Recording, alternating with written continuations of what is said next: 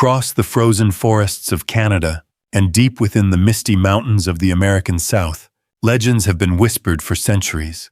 These stories are not just simple ghost tales told around a fire. They are warnings, lessons, and moral codes that guided entire tribes through hardship, fear, and survival. Among them are creatures so terrifying that their names alone can send shivers down the spine. Shapeshifters who stalk the night monsters born from hunger witches with stone-like skin and razor-sharp fingers. Tonight we step into the world of Native American folklore and uncover the terrifying beings that still haunt the memories of the land, the Skinwalker, the Wendigo, Spearfinger, and more. In the vast desert landscapes of the American Southwest, stretching across Arizona, New Mexico, and Utah, lies the homeland of the Navajo Nation. Today, it is the largest Native American reservation in the United States, but long before modern borders and towns appeared, the Navajo people built a culture rich with stories, spirituality, and sacred laws. Among their oral traditions, one legend stands apart as perhaps the most feared and most forbidden to speak of aloud. It is the story of the Skinwalker, known in the Navajo language as Adlushii. The word itself translates roughly as he goes on all fours, a name that reflects the Skinwalker's terrifying ability to transform into an animal. According to legend, these beings were not born monsters. They were once human medicine men and shamans who chose a darker path. Instead of using their knowledge of healing and ceremony to help their people, they twisted their powers for selfish gain, corruption, and destruction. In Navajo belief, to become a Skinwalker, one must perform an unspeakable act, the deliberate killing of a close family member, often a sibling or a child. This ultimate betrayal severs the bond of kinship and humanity, opening the way to unimaginable evil. Once transformed, the Skinwalker gains the ability to take on the form of any animal. Coyotes, wolves, owls, foxes, even crows. Each form allows them to travel unseen and to strike fear into the hearts of those who catch a glimpse. A Skinwalker might appear as a wolf racing alongside a lonely highway at night, its glowing eyes watching every movement of the traveler inside the car. It might disguise itself as an owl perched outside a window, peering in with an unnatural intelligence. For the Navajo, the presence of these creatures is not just frightening. It is a violation of the natural balance, a reminder of how sacred knowledge can be turned against the very people it was meant to protect. Skinwalkers are said to possess more than just the gift of transformation. They are masters of witchcraft, able to spread disease, bring misfortune, and even cause death with a glance or a whispered curse. Some stories claim they can read minds or control thoughts, planting fear directly into the heart of their victims. Others say they can run at speeds faster than any human, keeping pace with cars appearing suddenly and then vanishing without a trace. At night, families would sometimes hear scratching at the walls or the sound of heavy footsteps on the roof and whisper only one word, Skinwalker. The Navajo people rarely speak openly about these beings. To mention them by name is thought to attract their attention, inviting danger into one's life. Elders often caution against telling Skinwalker stories at night, believing that doing so gives the creatures more power to find you. For outsiders, it may sound like superstition. But within the Navajo Nation, the fear is real, rooted in centuries of tradition and lived experience. There are countless personal accounts of strange encounters, headlights catching a figure that looks like an animal but moves like a man, footsteps in the desert that follow but leave no trace, voices in the darkness calling out in the tone of a loved one. One of the most chilling elements of the Skinwalker legend is its connection to betrayal and corruption. Unlike monsters from other mythologies that are born evil, the Skinwalker begins as a person, someone from the community. This makes the horror personal. It suggests that evil can come from within, that anyone, even a healer, even a family member, could choose to step across the line and use their gifts to harm instead of to heal. The legend serves as a warning about the abuse of power, about what happens when sacred knowledge is twisted for selfish desires. The fear of skinwalkers has also shaped Navajo life in very practical ways. In times of sickness or unexplained death, suspicion could fall on certain individuals accused of witchcraft. Community members sometimes avoided traveling alone at night, or kept protective charms and rituals close at hand. Even today, modern Navajo law enforcement has reported cases where residents claim to have seen skinwalkers chasing cars, lurking near homes, or leaving animal tracks that suddenly transform into human footprints. These reports blur the line between folklore and lived reality, reminding us that for many, the skinwalker is not just a story, but a real danger. Outside the Navajo Nation, the skinwalker legend has spread widely, especially through popular culture.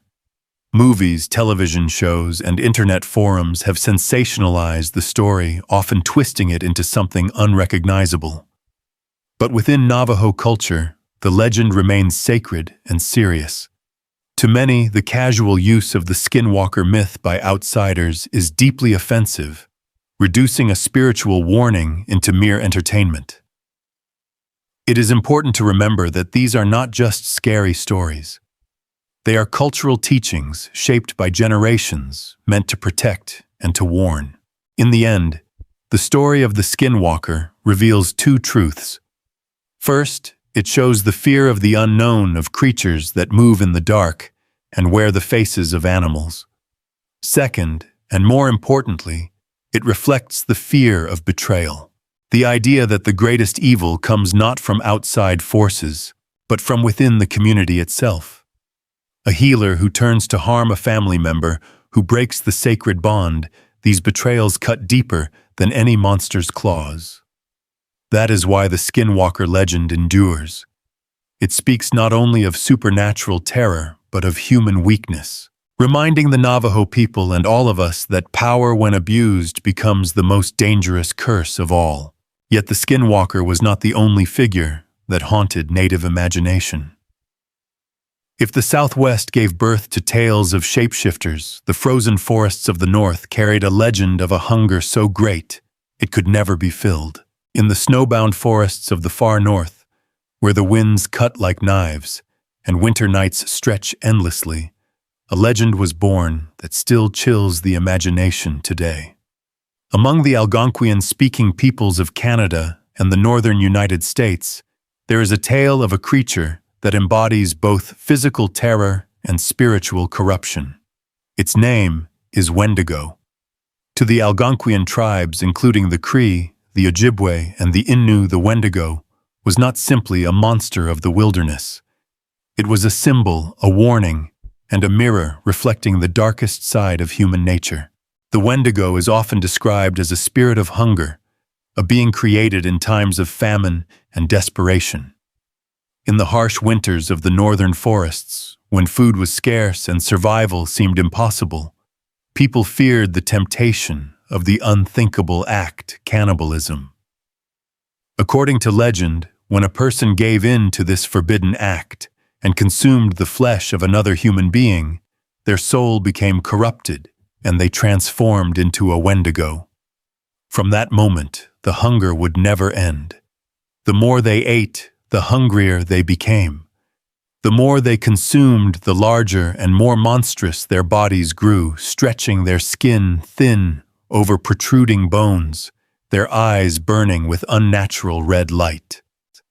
Descriptions of the Wendigo vary from tribe to tribe, but certain features remain constant.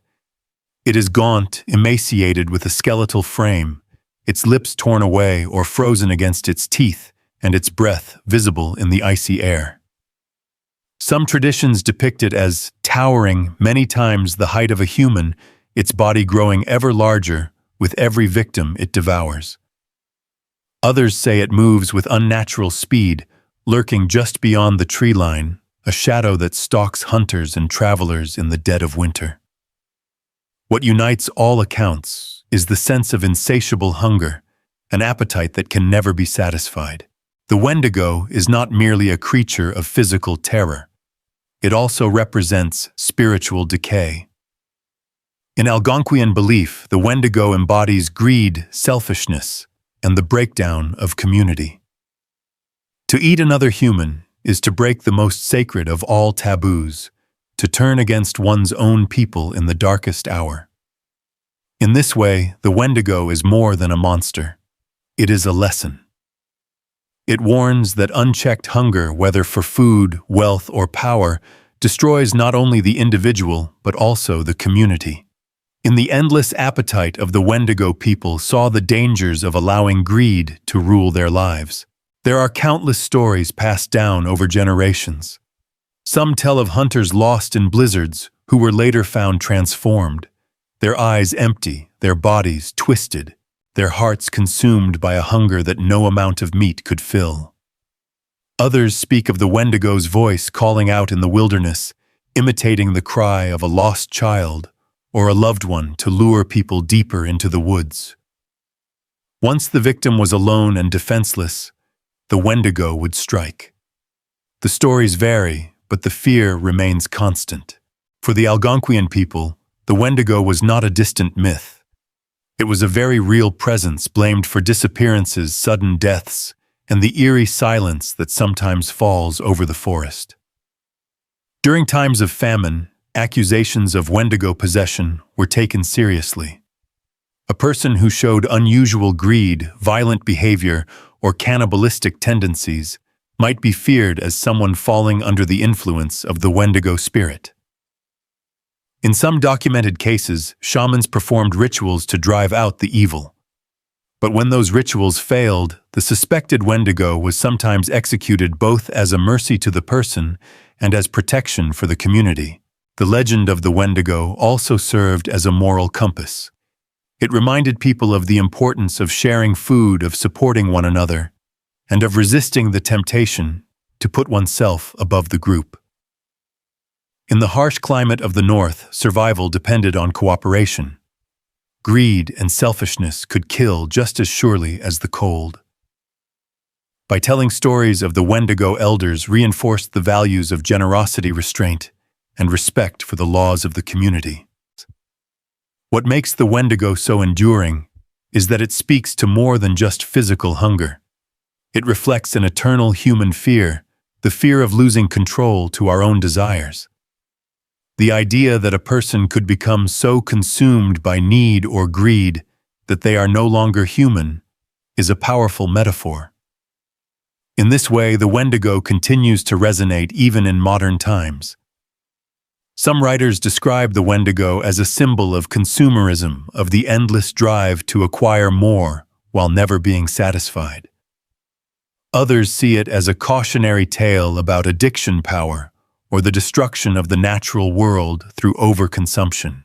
Even today, in remote northern communities, people still whisper of Wendigo sightings. Hunters report feeling watched in the forests. Travelers describe hearing voices calling their names in the night.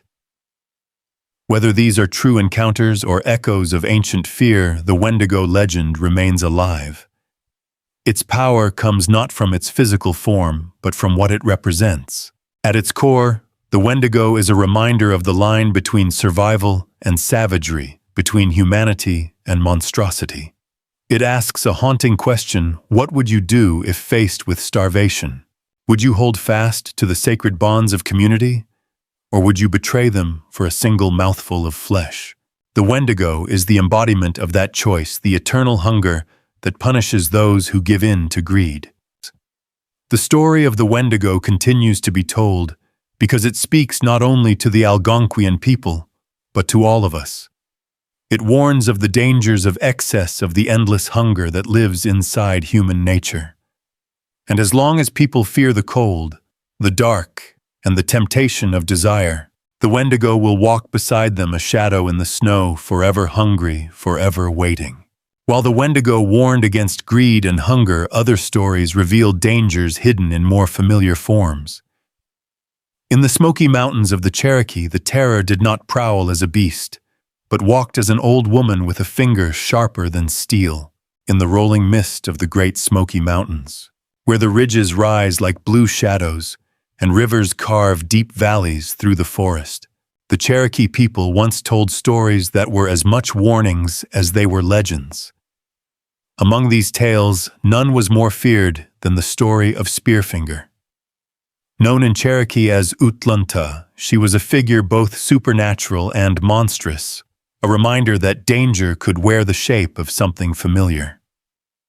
To the Cherokee, her presence haunted the mountains of Tennessee and North Carolina, and her name alone was enough to keep children close to the fire at night. Spearfinger was not like the beasts of other legends. She was not an animal or a wandering ghost.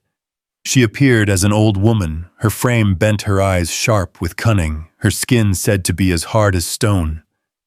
But it was her right hand that gave her the name the people feared most. From that hand extended a single long finger, razor sharp like a blade, capable of cutting through flesh and bone with ease. With this terrible weapon she hunted. Her favorite prey was not warriors or hunters, but the most innocent and vulnerable children. She roamed the mountain trails and the streams that wound through the valleys, humming softly to herself. It was said that her song drifted through the trees, a lullaby that lured the unwary closer. To a child, the sound might have seemed harmless, like a grandmother's tune, but to the Cherokee, it was the music of death.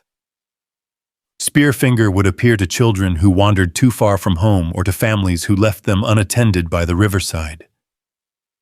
Once she had them within reach, her stone finger would strike with terrifying speed, slicing open their chests. From within, she would take the heart which she consumed to feed her strength. The horror of Spearfinger was not only in her cruelty, but in her deception.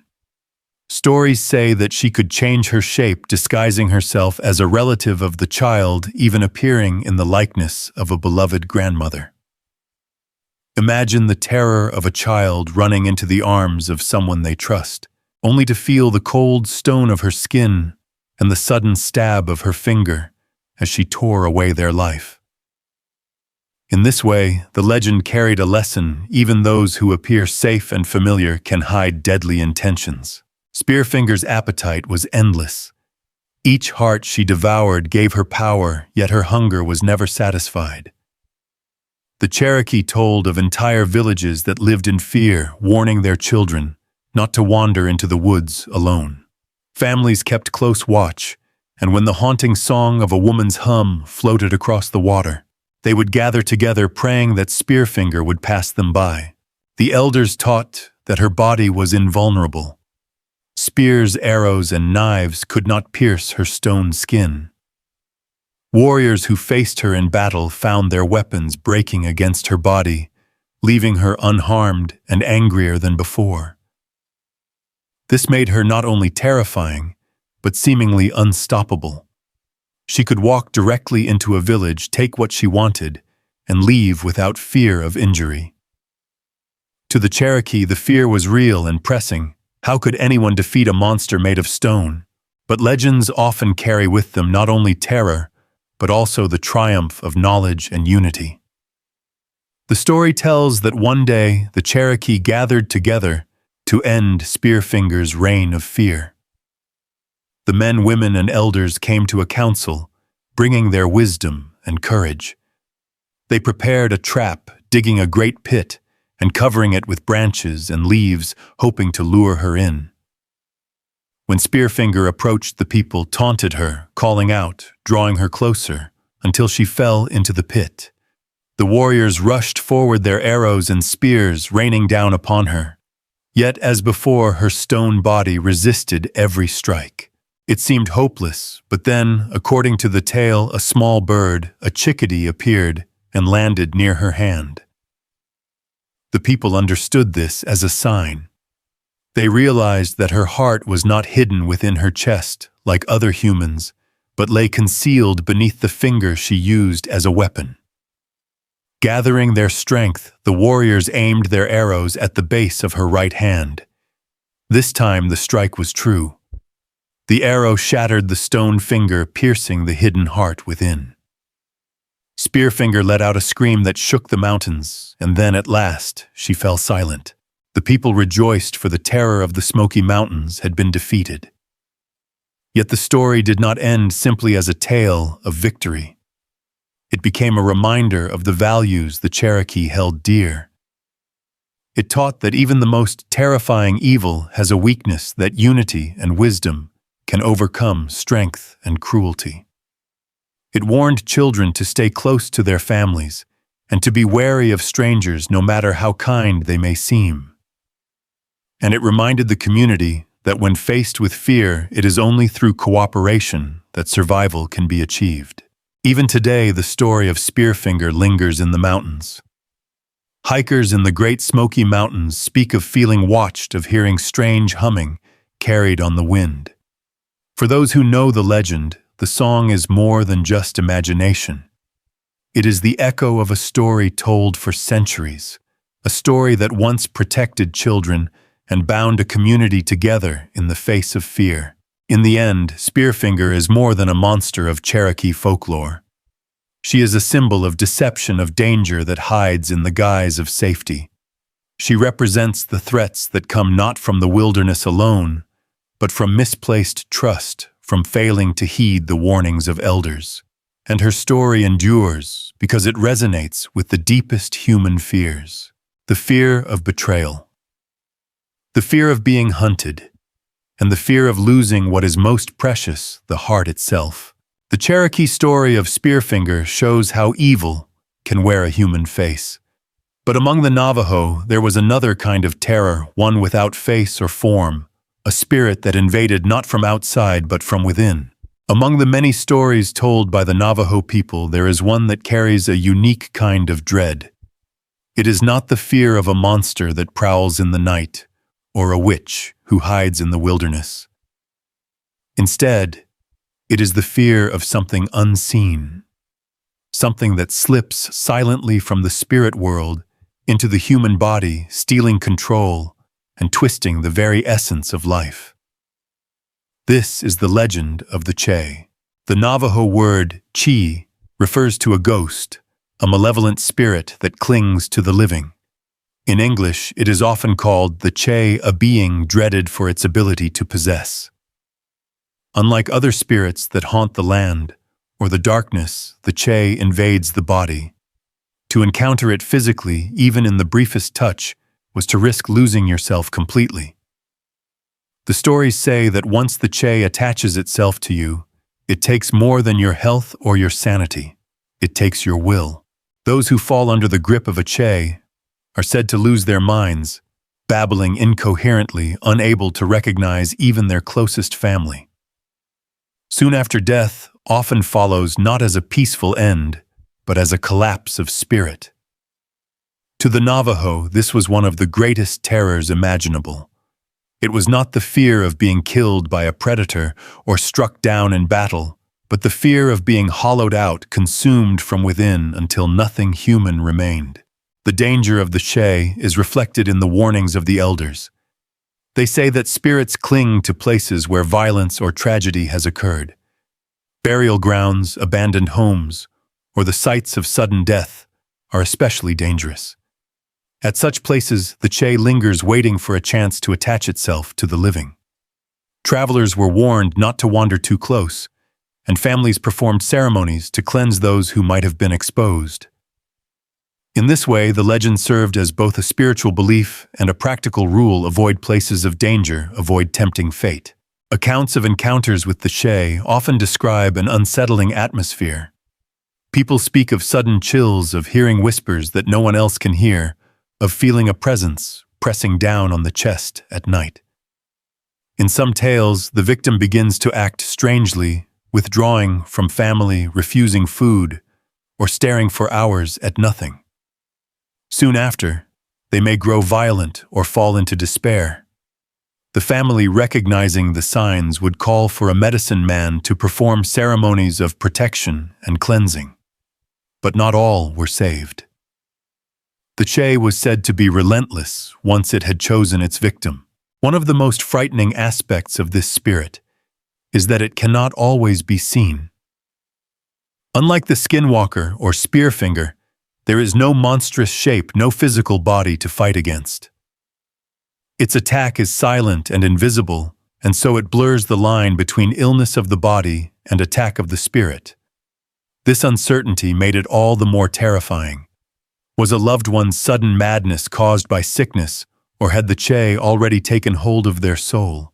The story of the Chey also reveals deeper truths about Navajo spirituality.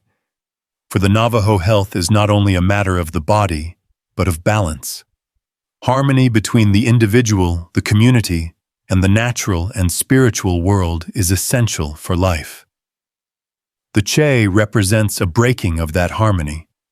It is the invasion of chaos into the ordered life of the people, the violation of the boundary between the living and the dead. To be possessed by a Chey is to lose that balance entirely. In this way, the legend is not only about fear, but also about respect. It teaches that the spirit world is powerful and must not be ignored. It reminds the living to treat the dead with reverence, to avoid places where spirits linger, and to maintain the rituals that protect the community. The Chey becomes not only a figure of horror, but a cultural safeguard shaping behavior through its terrifying reputation. Anthropologists who have studied Navajo traditions note that stories of possession are also a way to explain the inexplicable. In times before modern medicine, sudden mental illness, seizures, or violent behavior had no easy explanation. The Chey provided a framework, a way for communities to understand and respond. But for the Navajo, it was never just an explanation. It was real. Families lived in fear of it, ceremonies were performed against it, and entire communities were shaped by the belief that possession could strike anyone, anywhere. Even today, echoes of the Chey legend remain. Members of the Navajo Nation speak cautiously about spirits, careful not to invite them by careless words. Stories circulate of people who feel watched in abandoned places, or of individuals who change overnight, as if another presence had stepped into their bodies. Whether these are seen as folklore, superstition, or lived truth, the weight of the Chey's story continues to press on the culture that carried it for generations. At its heart, the legend of the Chey reflects a universal fear. It is the fear of losing oneself, of being controlled by something beyond understanding. Across cultures, stories of possession appear again and again, from demons in Christian tales to restless ghosts in Asian folklore. The Navajo Chey stands as one of the most vivid examples, showing how a community gives shape to the dread of losing autonomy, of watching someone you love become a stranger. And so the Chey remains a ghostly figure of warning. It tells us that evil does not always come with claws or sharp teeth. Sometimes it comes quietly, as a whisper in the dark, a shadow at your side, or a touch that cannot be shaken away. It is the terror of being invaded, of having the most precious possession of all your soul stolen from you.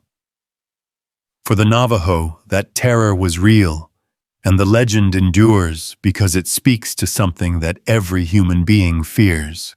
The story of the Chey teaches us to respect the unseen, to guard against arrogance, and to remember that our identity, our spirit, is fragile. And perhaps that is why the legend still lingers, carried on the voices of elders and the silence of abandoned places. The Chey waits where balance is broken, where respect is forgotten.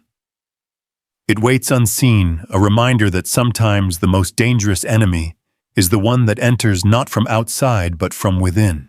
If the Chey was feared for stealing the soul, the next legend speaks of creatures feared for their gluttony. On the Great Plains, where survival depended on vigilance, stories told of small but vicious beings whose hunger for flesh seemed without end.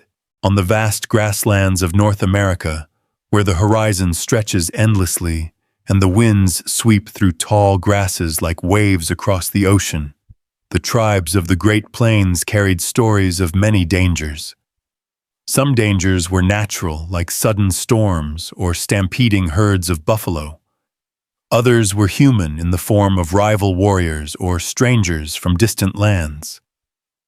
Yet among the most chilling tales was one that described beings both small and monstrous creatures who lived not by the hunt, but by the flesh of their victims. These were the Cannibal Dwarves. According to legend, these beings were no taller than a child, their bodies short and compact, but their strength was far beyond human. They could wrestle grown men to the ground, with ease their grip like iron, and their speed unmatched.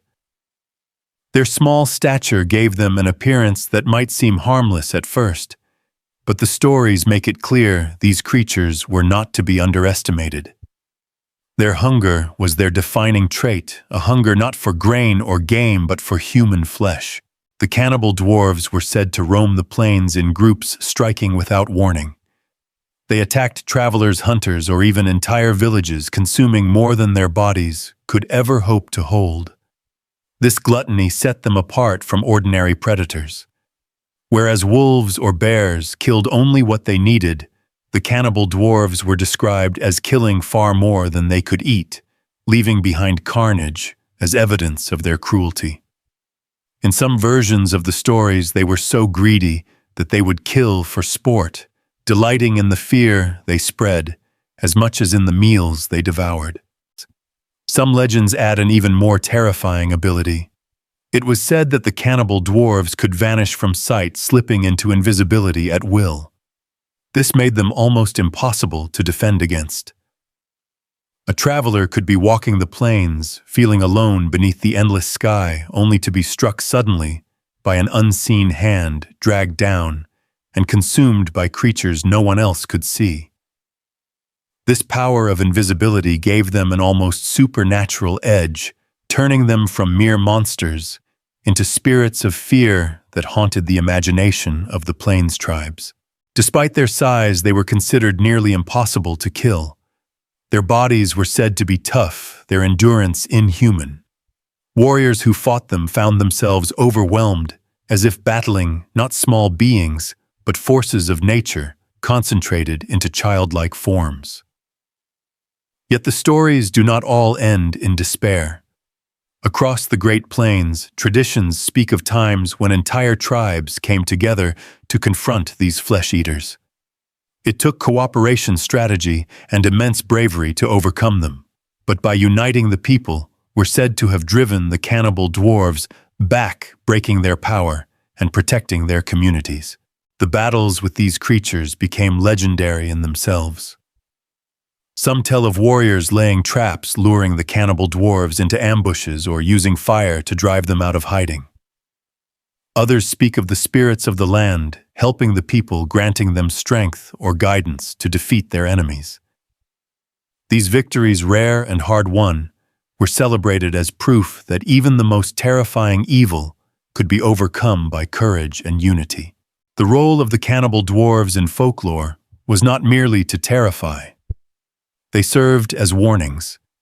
The stories reminded children not to wander too far alone on the plains, where danger could strike suddenly.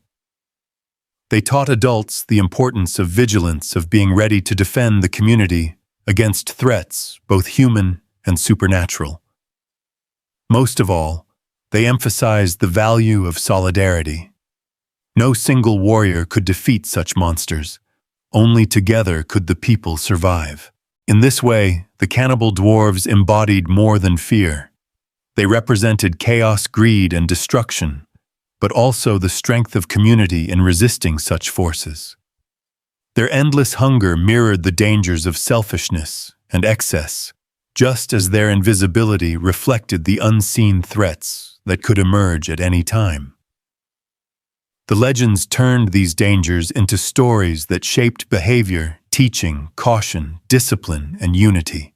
Over time, the stories of the Cannibal Dwarves faded from daily life, but never disappeared completely. They survive today in the oral traditions of the tribes of the Great Plains, told in hushed voices around fires, or passed down by elders as lessons for younger generations. For some, they are symbols of the ever-present dangers of the natural world, the predators and risks that humans have always faced. For others, they remain literal beings, remembered as real enemies once fought and defeated. What is most striking about the Cannibal Dwarves is how their legend resonates with universal themes. Across cultures, there are stories of small but powerful creatures, of beings that consume without end, of enemies that can only be overcome through cooperation. The Cannibal Dwarves of the Plains join this global chorus, reminding us that myths, though local in detail, often share the same human concerns: fear of hunger, fear of violence, and the need for community. The endless expanse of the Great Plains may seem today like a place of peace dotted with farms and small towns, but beneath that landscape lies a memory. It is the memory of stories told by those who once lived in harmony with the land, stories of beings who stalked the tall grasses, invisible and insatiable. Whether taken as literal truth or symbolic teaching, the Cannibal Dwarves endure because they give shape to the fears of isolation and vulnerability. In the end, the story of the Cannibal Dwarves is a tale of contrast. They were small but immensely strong, hidden, yet always near, gluttonous, yet never satisfied. Against them stood the people of the plains, vulnerable as individuals but powerful together. Through these stories, the Cherokee, the Euro, and other tribes of the region taught generations to be wary, to be vigilant, and to stand united. For on the open plains, where the horizon offers no shelter and the dangers are many, survival has always depended not on strength alone, but on solidarity. And so the Cannibal Dwarves remain part of the dark folklore of the Great Plains. They remind us that even in the most open and sunlit landscapes, shadows can linger. They whisper that hunger and greed can consume more than flesh. They can consume entire communities if vigilance and unity are forgotten. And they stand as a testament to the power of myth shaping the way people understood the dangers of their world and the strength they found in facing them together. From the open plains to the deep waters of the north, another legend spoke of a different kind of danger. Here the threat was not in the forest or on the trail, but beneath the still surface of the lakes, waiting to claim the unwary. Across the northern forests and waterways of Canada and the Great Lakes region lives one of the largest and most enduring native nations, the Ojibwe. For centuries, their lives were shaped by the rhythm of the seasons and the abundance of lakes and rivers that surrounded them. Water was life. It provided fish, it carried canoes across vast distances, and it connected communities to one another. Yet, like all things powerful, water was also dangerous. Beneath its surface lay mysteries, and in those mysteries the Ojibwe told stories of spirits. Among the most chilling of these stories is the legend of the spirit of the lake, a ghostly presence that pulls the living down into the dark depths below. The Ojibwe spoke of lakes that were more than just bodies of water. They were places of transition, thresholds between the world of the living and the world of spirits. Some lakes were considered sacred, others cursed, but all were treated with deep respect. It was said that at certain waters a presence lingered beneath the waves, waiting for the careless or the curious. This presence was the spirit of the lake. The legend tells that the spirit dwelled at the bottom of deep lakes, unseen during the day when the sun shone and the waters sparkled. But at dusk, when the wind stilled and the forest grew quiet, the spirit would stir. Those who ventured too close to the water's edge risked hearing a voice calling them or seeing ripples that beckoned like an invitation. A careless step or an unwary leap into the water could mean being seized by invisible hands, dragged down before a cry could even escape the lips. Parents told this story to children as a warning. The lakes and rivers, though beautiful, were dangerous places. Children were reminded that the spirit of the lake might be watching, waiting to pull them under if they disobeyed their elders and wandered too close at night. The story was more than fear. It was a way to protect the young, to instill caution in a world where drowning was a very real threat. Descriptions of the spirit of the lake varied. Some said it appeared as a pale figure rising from the water, with long, dripping hair and hollow eyes that glowed in the moonlight. Others described it as a shapeless shadow just beneath the surface, darker than the water itself. A few believed it could take the form of someone familiar, a loved one's face calling from the waves, tricking people into stepping forward until it was too late. No matter the form, the end was always the same. The victim was pulled into the depths, never to return. The fear of the spirit of the lake was not confined to children. Even adults treated the water with caution. Fishermen avoided certain coves or stayed close to shore after dark. Canoes rarely ventured onto lakes at night unless there was no other choice. Before setting out on long journeys, offerings of tobacco or prayers were sometimes made to the water, asking for safe passage and protection from the spirits that dwelled within. For the Ojibwe, these rituals were not superstition, but acts of respect, acknowledging the power and mystery of the natural world. Some stories tell of entire families witnessing the spirit.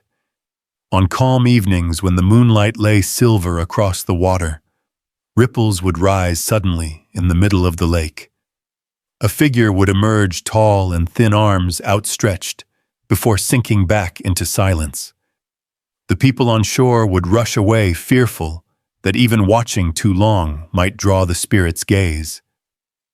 Other tales speak of hunters returning at dawn to find canoes, overturned near the water's edge, with no tracks leading away, as if those who paddled them had been swallowed whole by the lake. The spirit of the lake served as a reminder of the dangers that could not be controlled. While the Wendigo embodied hunger and greed, and the Skinwalker embodied betrayal and witchcraft, the spirit of the lake was a lesson in humility. It told the Ojibwe that nature itself, beautiful and life-giving, could also claim lives without warning. Respect for the water was not optional. It was a matter of survival. For the Ojibwe, drowning was not merely a physical death.